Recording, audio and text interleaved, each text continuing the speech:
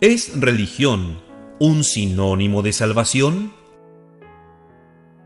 Entendemos que un profeta verdadero es portador de la palabra de Dios, la cual ha sido enviada para guiar a los hijos de Dios desde la antigüedad hasta hoy.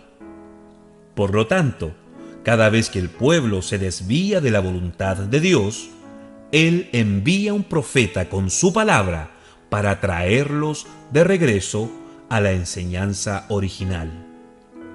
Por ejemplo, el profeta Elías Tisbita fue enviado en un tiempo en que la idolatría en Israel había llegado a eclipsar la verdadera adoración a Dios.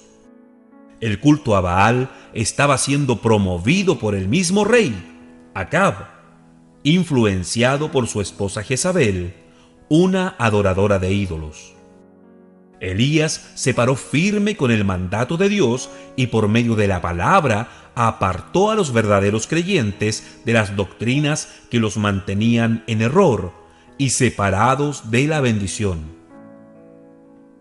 Si miramos el tiempo de Juan el Bautista y Jesús, podemos ver también que existían diferentes tipos de religiones con marcadas diferencias a la hora de interpretar las Escrituras. Sectas como los fariseos, escribas, esenios, celotes y saduceos. Algunas de estas fueron duramente reprendidas por el Maestro, ya que mostraban un gran celo a la hora de cumplir con sus dogmas, y al mismo tiempo erraban en ver a Jesús como el cumplimiento de la palabra para su día. Aquellos pocos que lograron reconocer al Mesías en Jesús y recibieron su mensaje, tuvieron que forzosamente salir de aquellas organizaciones, ya que dichas organizaciones jamás pudieron recibirle. Pero, ¿es que acaso las organizaciones religiosas son contrarias al plan de salvación dado por Dios? Veamos el significado etimológico del vocablo religión. El vocablo religión proviene del latín religio, religionis, que a su vez procede del verbo religare, que significa ligar o amarrar. Así que, según este significado, la religión sería la doctrina que liga fuertemente al ser humano con Dios. Pero, ¿qué nos muestra la Biblia con respecto a esto? ¿Es la religión realmente una ayuda al hombre en su regreso a Dios? ¿Es la religión efectivamente un sinónimo de salvación? La Biblia es clara en mostrar el parecer de Dios con respecto a esto. Si vamos al libro de Génesis, encontramos a la primera pareja, Adán y Eva, gozando de perfecto compañerismo con Dios, en armonía con su palabra, hasta que la duda y desobediencia hacia el mandamiento de Dios terminó por separarlos de esta comunión.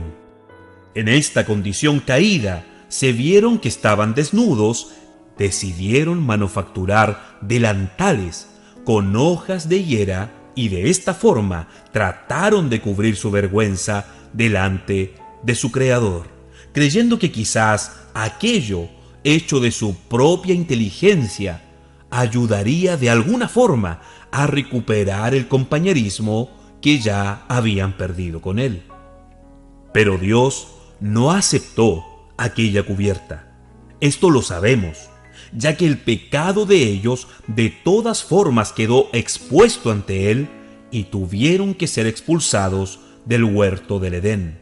Sí, el primer hombre y la primera mujer intentaron ir a la presencia de Dios con una cubierta hecha por ellos mismos, y Dios rechazó tácitamente tal intento. Y espiritualmente, esto es religión.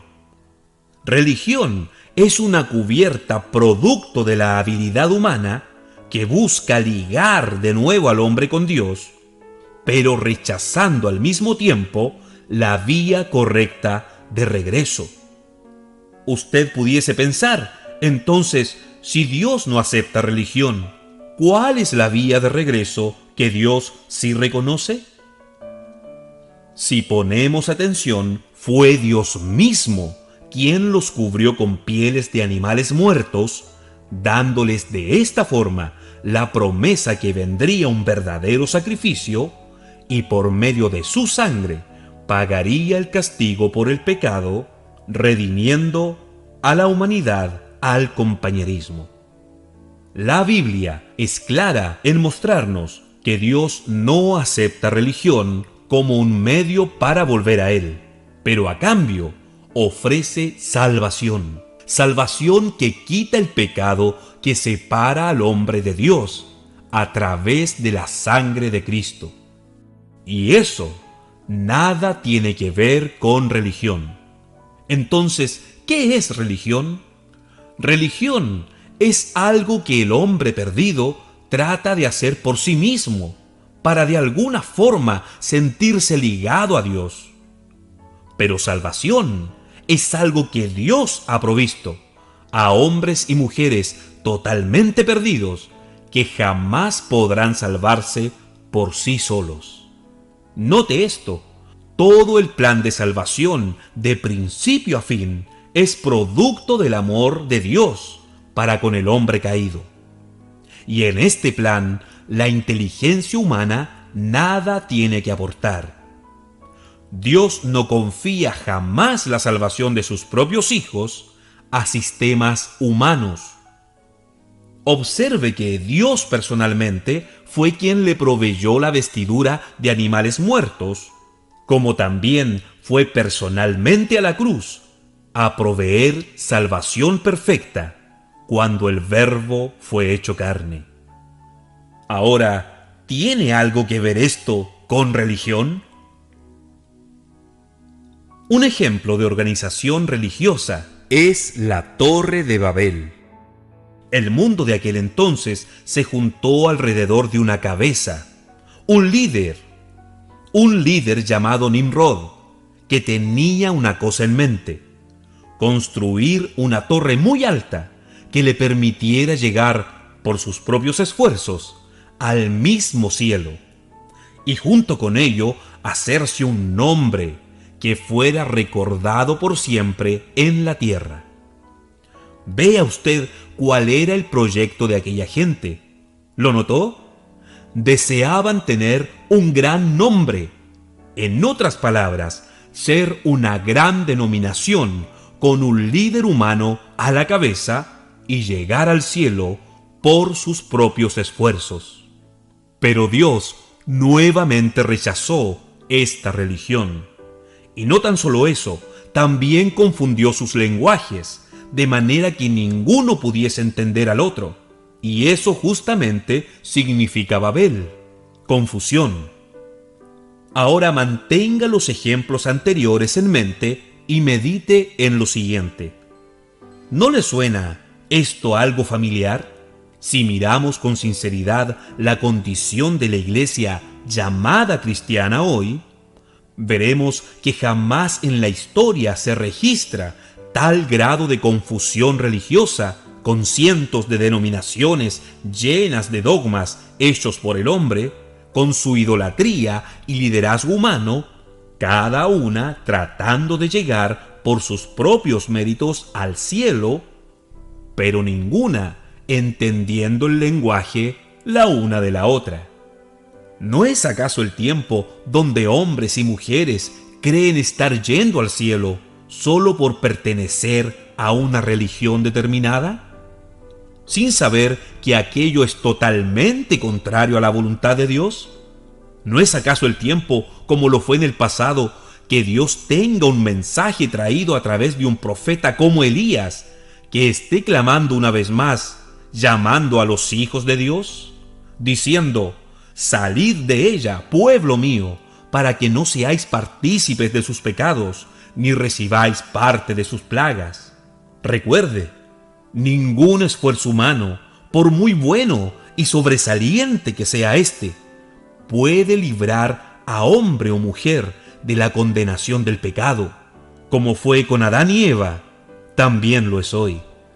Solo Dios posee el camino de regreso a eternidad, y Él lo ha querido compartir con la humanidad por medio de su palabra. Por este motivo, la llegada de un profeta en cada tiempo debe ser causa de gozo a todo hijo de Dios, ya que este evento no tan solo es palabra de juicio para el mundo, sino también palabra de salvación a todo aquel que pueda recibirlo y esté dispuesto a volver a Dios a través de la sangre de Cristo.